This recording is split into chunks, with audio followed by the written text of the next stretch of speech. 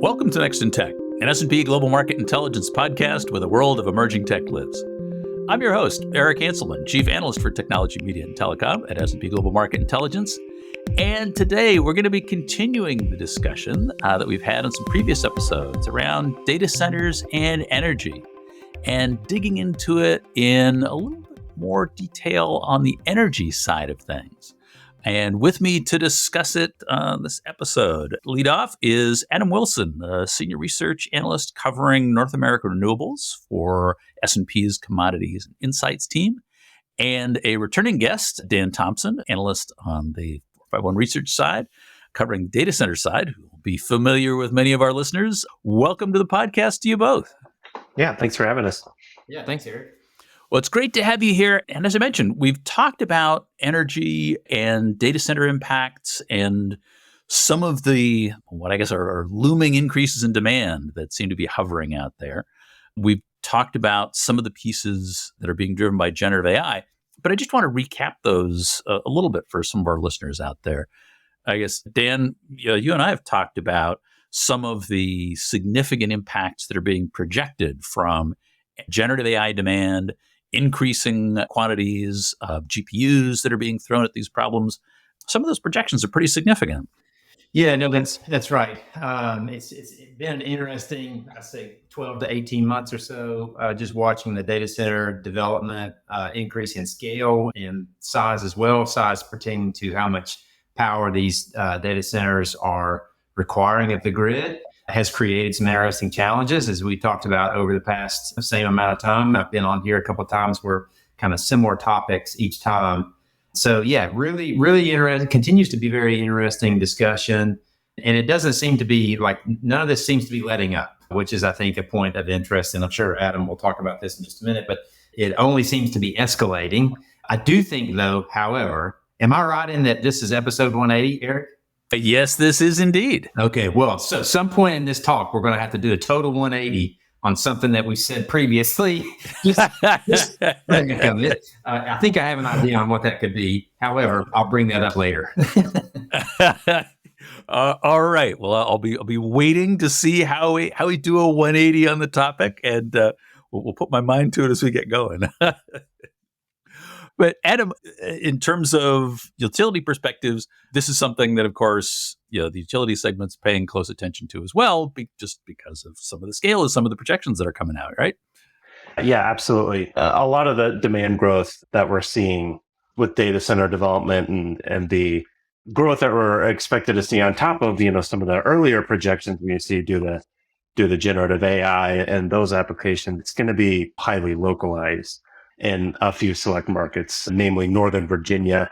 That's the big market for data center growth. Arguably the largest data center market in the world, definitely the US, maybe only second behind Beijing in terms of, data center demand and development currently. But we're also looking at areas in Texas, Georgia, Arizona, California, obviously in Silicon Valley, the Pacific Northwest. And yeah, utilities are very aware of what the potential is for some of this demand growth, particularly Dominion Energy, which covers the Northern Virginia market. Their recent integrated resource plan indicates that as much as 40% of their energy demand by 2040 could come solely from data centers. And we're talking about an area that has Washington, D.C. and all the political and other business interests in mind. So right. It's not exactly an area that doesn't already have significant power demands outside of the data center industry. Yeah, exactly. So it's definitely something that they're very aware of. Additionally, constraining Dominion is the fact that right now the state legislature has implemented a law that is requiring them to go 100% renewable or carbon-free generation by 2040. So on top of this rising demand, you also have this need to implement more renewable and carbon-free generation capacity, which even without this demand growth, even if they were looking at a flat projection in terms of energy consumption over the next 10 to 15 years, it's going to be a very difficult target to achieve just based on the current technologies that are available to reach carbon-free generation. We're still looking at a lot of wind and solar generation, which, as we all know, is intermittent. It's entirely dependent on weather. There's battery storage, but there's still limitations on that in terms of duration. Nuclear energy is kind of getting a revival, but there's some hurdles of that in terms of cost and time to deploy it.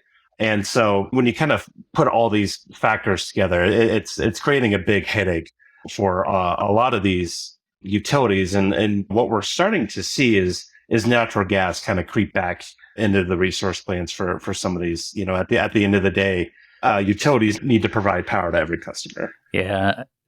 I think the thing I'll drop into is the point that you made at the outset, which is localized issues. Because one of the things we've talked about in the past is that, you've got hyperscale providers who've bought vast quantities of renewable energy credits. And yet the big challenge is ensuring that we can get power where it's needed. I mean, we live in a grid that wasn't really designed to distribute power in any sort of tiered or classified or identified structure and, what was renewable and what was not. We're just simply trying to get electrons from here to there. And the bottom line for most of these environments is that there is, when you get this level of demand, the challenge is simply being able to meet it with energy capacity in any form or fashion, let alone whether or not it's renewable or not. Right, exactly. And I kind of talk about there's kind of three main criteria that utilities kind of strive to meet. And the first and foremost is reliability. And that's what I'm talking about. And what you're saying, at the end of the day, customers need power, wherever that generation comes from. The second of which is affordability. They need to make sure that customers can afford the power, that they're not putting some prohibitive energy costs on customers, both residential and commercial and industrial. And the final one that's becoming increasingly important is sustainability. And that's where we're talking about decarbonization of the grid, reaching these 100% renewable or carbon-free generation targets. So what we're seeing right now, and particularly in the face of these kind of localized pockets of rising demand, is that really we're kind of looking at only being able to address two of those at a time. You can make it reliable and you can make it affordable, but unfortunately what that means right now is that grid isn't very sustainable. It's going to use a lot of fossil fuel generation, a lot of natural gas generation in order to keep those criteria met. So yeah, in these areas of localized data center demand growth, if we're talking about sustainability, it's going to be, increasingly harder, exponentially more difficult to get that sustainability box checked. Hey, and Eric, let me jump in and just to kind of paint a bit of a picture here so that our audience can hopefully grasp some of the challenges here. So if you think about how utilities operate, Adam already mentioned integrated resource plans. You'll hear us just call it IRP. Essentially what happens is these utilities generate these plans, put them before the board. It depends on how the structure of the state works or the structure of the utility works. But in any case, they'll put these ideas forward.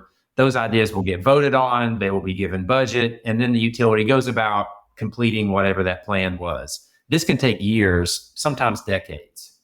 As an example, if we look at Nevada, what's happening there. So a number of years ago, the state identified, hey, we've got a ton of renewable energy being generated in the eastern half of the state, particularly the northeastern part of the state. Turns out the people live in the northwestern part of the state and in the southeastern part of the state, which is not where the renewable is being generated. So the state took a step back and said, hey, we've got all this great energy that's being generated. We need to move that power to parts of the state that would actually consume it so that we can kind of help ourselves out here. They created this big project. It's called the Green Link Project. Essentially, they're trying to link the part of the state that generates the green energy with the part of the state that consumes it. So they set out on this plan, again, a number of years ago. In the middle of all this, Reno has taken off to be a new data center development hotspot. And so the state is already working on a plan. And then we have this giant new load source pop up, which kind of puts, these utilities on their heels.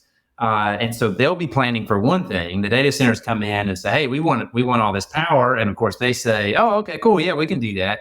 But then, a whole bunch more people come in and they want loads more power. So just as an example, just from this most recent integrated resource plan that Nevada put out, they were saying that they've had more than 15 gigawatts of capacity requested. Now, they say in the report that they don't anticipate that all 15 of those will come online, nor that all 15 of those will come online at the same time. But it just shows that that's all net new.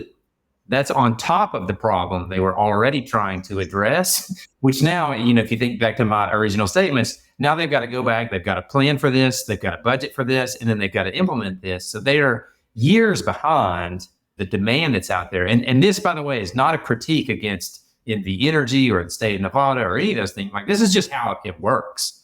And so the change in the data center industry is happening much quicker than utilities can respond. And again, this is not a critique of the utilities. It's just a conflict of how business works versus how utilities work versus how reality happens, right? So, well, I was going to paraphrase the old saw, demand is what happens while you were making other plans. Yeah, exactly. But this is the issue we're talking about, as you both pointed out. These are long-term plans. These are decade-long strategies for how do you meet energy demand. And they're based on good decisions at the time.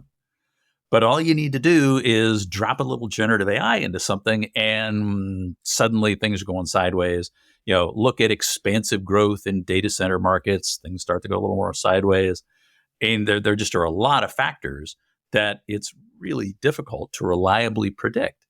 And the difficulty is that if you build out overcapacity, you're spending far more than you should. And that's not a good thing either. A lot of different conflicting challenges in really getting all of this sorted out. I guess one of the things I wanted to touch on is if we can't meet some of these demands, what happens to net zero commitments, decarbonization targets, things of that nature? Yeah, Eric. That's kind of what I was talking about earlier with those kind of the three criteria, three legs of the stool, so to speak, that utilities have to try to meet. And sustainability is what we're talking about with net zero decarbonization targets. And at the end of the day, that's going to fall third behind affordability and reliability. They need to keep, servers need to keep running, lights need to stay on. Yeah, if those targets need to be delayed, if those even need to be entirely reimagined, that's what utilities are going to request. We're already starting to see that. Look at a state like New York. They have a 70% renewable target by 2030. And they just recently came out and said, we're not going to make that target. We're going to be at least 3 years behind meeting that goal. And New York's, not particularly, we're not even talking about one of the major growth markets for data centers. Yeah, this is just keeping up with existing demand or growth in existing base. Exactly. As well as kind of encountering the nature of the carbon-free technologies that we have at our disposal and the limitations that they have. Well, I actually happened to see some of this up close and personal just recently. The city is actually bringing power down from Hydro-Quebec, running power under Lake Champlain and basically down to Astoria, Queens. But I think that capacity, that's maybe a gigawatt and a half or something like that. So even in the final build out of this full capacity, which it's not going to reach for, I think, a few years at any rate. So this means we've got, there's the reality of time and space that we've got to work with around this. I'm curious what other options there are for really addressing some of these shortfalls. Adam, you'd mentioned nuclear. Is that, we face the same kind of time frame hurdles and maybe some acceptance hurdles. Where do you see nuclear fitting in this? I've kind of come to the conclusion that I think nuclear is primed for a big decade in the 2030s. So that, like I said, one of the biggest issues with nuclear is the timeframes, the long development queues. You look at a Plant Vogtle down in Georgia, one of the most recently commissioned nuclear power plant. That was over 20 years in development. Now we're kind of starting to see the transition towards next generation nuclear reactors, small modular reactors, which have a lot of exciting applications, and there's certainly some more potential in terms of the options in its application. But again, we don't have any of these in operation now. It's still in early development. We're still seeing some hesitancy in investors kind of being willing to be first out of the gate. with the deployment of these small modular reactors. Now, I think that'll change. We're like I said, we're really starting to kind of come up these long-term projections that we had put out, these goals for decarbonization that we put out 10, 15 years ago. We're really starting to come up against those, as I mentioned with New York. And so I think we will see increased development interest. And once we start to see these projects get deployed and we kind of start to reach economies of scale with small modular reactors and other next generation technologies, we will see it play a much bigger role in these decarbonization efforts. But we're still talking 5 to 7 years at least before we see any real impact of that. Yeah, I mean, we talk about design certification times, and to your point, hey, the 2030s may be where we're headed that way. Dan, I guess on the data center side, do you see potential progress in terms of whether or not that happens to be savings, better management, any of the kind of things that might mitigate some of this on the data center side, or are we already running relatively efficiently as we are? That's a fantastic question. And I think what we have seen over the past decade or more is that the efficiency of data centers has been improving, but it's been improving much slower than you would hope. It is also heavily reliant on the person or the company rather occupying that data center. So if we're talking about like a digital realty facility, for example, they'll design that facility at a certain PUE, but that certain PUE that they're designing for and that they advertise for is a perfect scenario design, meaning that facility will have to be totally full. It will have to be utilized at the rate that they were figuring on when they made that PUE design. Everything running at peak efficiency, all the racks filled, exactly. Everything up and running. Exactly that. And like, as you can imagine, even just saying that or hearing that as the audience, that probably never happens, right? Or very rarely happens. It does increasingly happen now that a lot of these data center providers have shifted towards mostly catering towards the hyperscale. If we see these large scale developments, again, these are all for the hyperscales.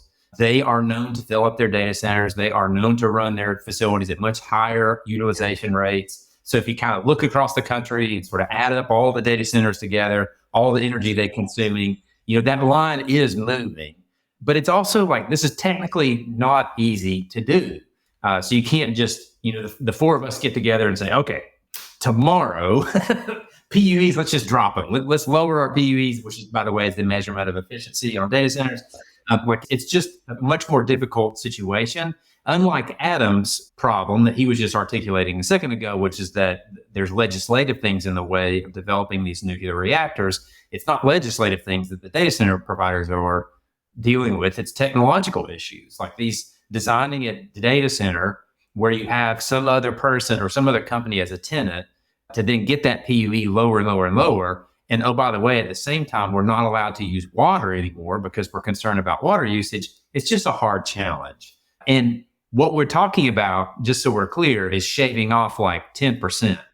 Yeah, we're not talking about knocking numbers in half. These are incremental improvements. Exactly. So we've been in a number of conversations recently where, you'll hear folks say, oh, well, there's going to be some technological advancement that's going to curb all this new energy use. So all this new energy use that you guys are talking about, it's just not going to happen because of some unforeseen or unknowable at this point efficiency gains, which I say, okay, fair enough. Maybe there's some huge advancement that none of us think of. But at the same time, we've lived through several decades of talking about this and it's yet to happen. So this notion of like having this, cutting it in half, my accent not getting away here, in terms of having this demand is just not, that's not going to happen. Well, so I'm curious. I mean, we've talked a little bit about what the future holds. I mean, Adam, you were talking a bit about maybe nuclear, maybe other options, maybe battery improves so that we've got longer capacity, longer duration. But I'm curious just to sort of summarize, what do each of you think about this? And it sounds like, Dan, what you're saying is, hey, we start to run into some hard limits and just physically, we can't build data centers any faster. There is no more power to power the next build out. Do you see that as the primary limiting factor? Yeah, no, also another good question. I think today it is a limiting factor. As we think about our forecast, though, and I think here's our opportunity to introduce the 180. By the way, so let me go ahead and throw this out. You're able to work it in. As we've been thinking about our forecasting, and as we've been talking about the forecasting of energy demand in terms of data centers, there's been this outstanding question, and that is of the transition to inference. So for those of you who may not be as familiar, generative AI consumes a ton of energy. There are different pieces of the generative AI process. One is training. That's probably the one that we've talked about the most. That's the one that currently consumes the most energy. In our research, what is playing out is companies are believing that inference, which is basically your interaction with generative AI. So like, for example, when you ask ChatGPT a question, that interaction of asking a question and receiving an answer, that's inference. So what companies are believing is there's going to be a shift where constraint on our infrastructure is coming from inference rather than training.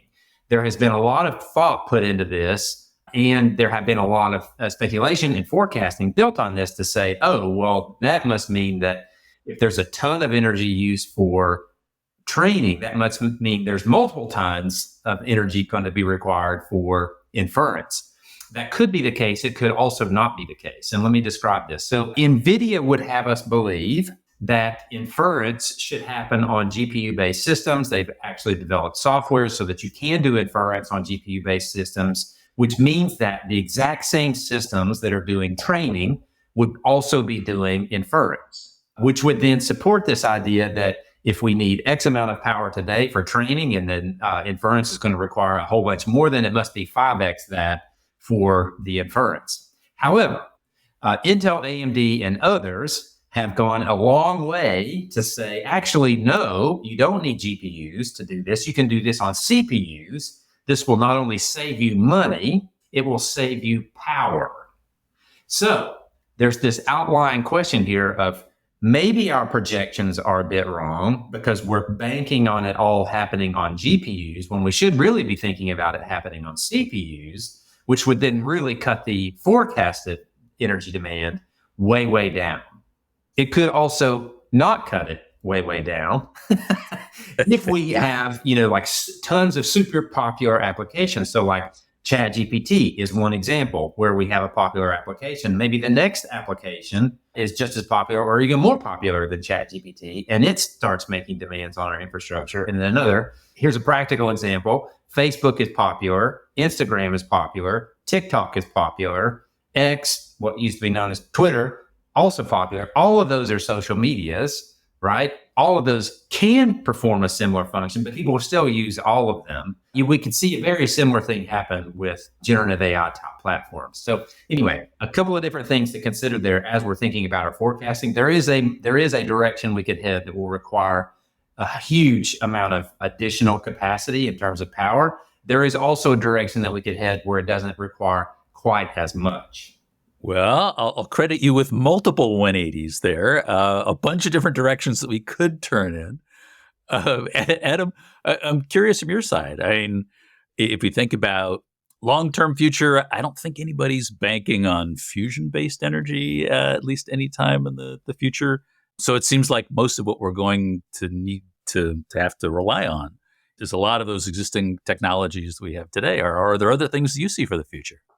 Yeah, I mean, we've kind of hinted at really what some of the realistic potential is for meeting these power needs. And yeah, we talked about nuclear. There was a lot of interest in hydrogen production, but that comes with its own limitations, and we're still years away from that having any sort of impact. Kind of similar story to nuclear. I think what's really going to be interesting to see how it plays out, at least in the near term, among the biggest, hurdles that these utilities are facing and the data center companies that are looking to build these facilities is interconnection and power transmission. And we're really starting to see it force the hand of developers, of the Federal Energy Regulatory Commission to kind of help oversee these kind of multi-jurisdictional transmission lines that need to be built to transmit power from into these high energy load centers. That I would expect a lot of development to be happening there. Google made a big deal signing, I think it was around 100 megawatts for geothermal power. So it'll be interesting to see if there's sort of a resurgence there. But all of these technologies come with their own limitations. In the case of geothermal, it's very geographically constrained in terms of where you can deploy it. So the interesting thing is we're seeing this problem. We kind of were already kind of scratching our heads of like, okay, we put in this place of 100% carbon-free generation. Now, how do we meet it? And these localized areas that we've talked about where demand is expected to skyrocket due to data center growth on the heels of this generative AI emergence, it makes it all the more difficult. But the problem is already established. We're already looking at it. We're kind of throwing everything at the wall to see what sticks.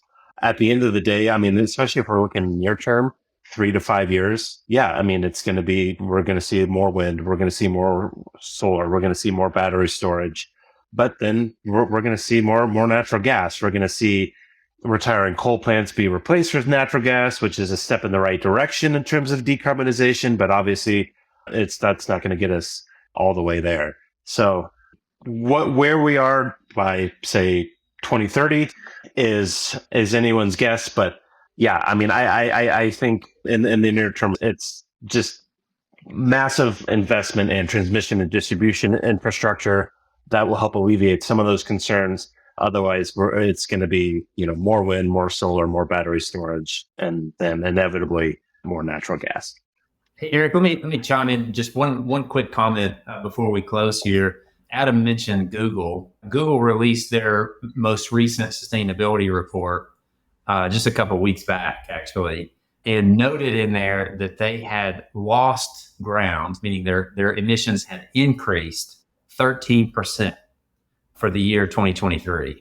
What's interesting about this statement is that Google are one of the most aggressive companies out there in terms of trying to reduce their emissions. They are, I would personally argue, the most transparent in their reporting. They are also choosing to go 24/7 matching instead of the more common annualized accounting. And so by all measures, this is Dan Thompson's opinion, by all measures, they are at the forefront in trying to help solve this problem for themselves and the globe, I would suggest.